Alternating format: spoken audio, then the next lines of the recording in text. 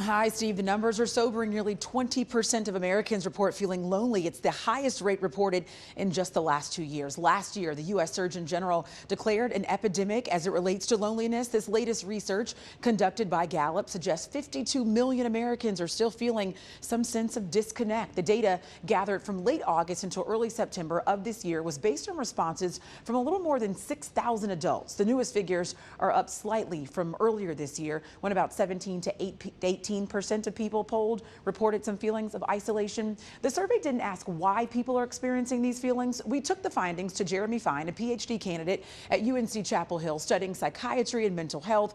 Fine says the results aren't very surprising, but they are unfortunate. And he zeroed in on the role the 2020 pandemic played a part in all of our lives. If you think about the role that such a collective trauma can play in people's lives, the thoughts, feelings, beliefs we develop during that time don't necessarily just go away, especially for kids who were developing while that pandemic was happening. So just because the state of emergency is over doesn't mean that we've forgotten those experiences collectively.